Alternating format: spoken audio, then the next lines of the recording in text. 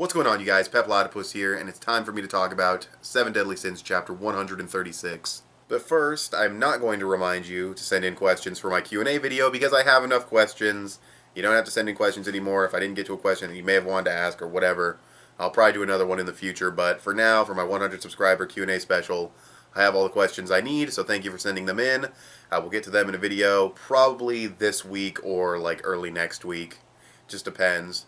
So anyways, on to the review. Okay, so this is actually a really simple chapter. It's basically the Ten Commandments. We get Galen, or Garen, however his name's translated. I've seen two versions. He's still fucking pissed off that Meliodas spanked the shit out of him in 10 seconds. And we find out something interesting. We find out that if one of the commandments breaks their own decree, then their effect will hit him. So if he was to lie, which he was about to, he would turn himself to stone. So I think that's kind of interesting.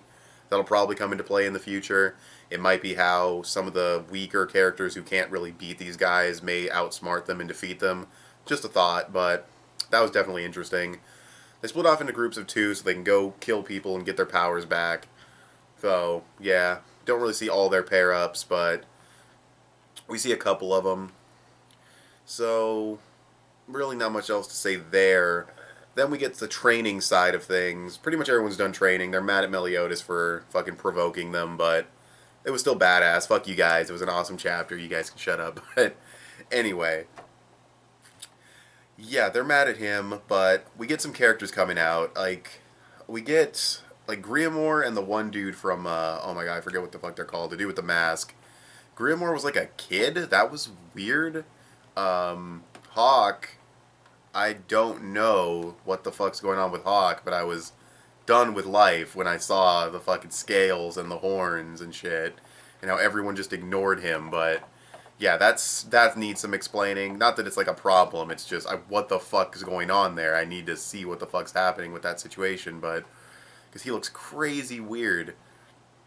And then who else was training? Who else? Someone else came out of the training. Oh yeah, Gowther and fucking Arthur. They don't look any different, but they're probably stronger now, I would assume.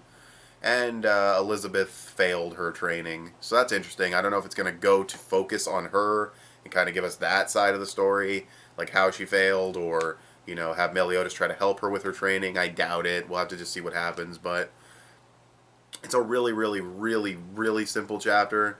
Not a whole lot happens aside from the Ten Commandments splitting up. So there's really not a lot to talk about in terms of story progression. We do get that stuff with Hawk, which is very intriguing, but nothing really gets followed up there. The pace of the chapter was good, and the artwork was good as always, and it's definitely interesting to know that if they were to break their own decree, that they will be affected by the punishment, so I definitely think that'll come into play. So it's really just a setup chapter more than anything, so I guess in that respect, it's actually pretty good. I'd probably give it around a 7.5, maybe an 8. You know, there's no like crazy character development or anything, but again, from a technical aspect, it was good artwork, it was well paced, and as far as setup goes, there was decent progression. So really not much to say. Entertainment value wise, it was okay. I'd probably give it like a 7, but I think as a setup chapter, to be fair, it's probably like a 7.5, closer to an 8 out of 10, because it does set up quite a bit. Little things, but they could mean big things in the future for the series. So yeah, really not much to say about this chapter. Definitely wasn't live reaction worthy like the last chapter, but yeah, I just have to see what happens. But anyways, thanks for watching this video. Tell me what you guys think of this chapter of 7 Deadly Sins in the comment section below. Follow me on Instagram. I post things there sometimes. Give me a thumbs up on this video. That would help me out a lot. Subscribe if you haven't already or if you like what you see in here. And I'll talk to you guys later. Bye.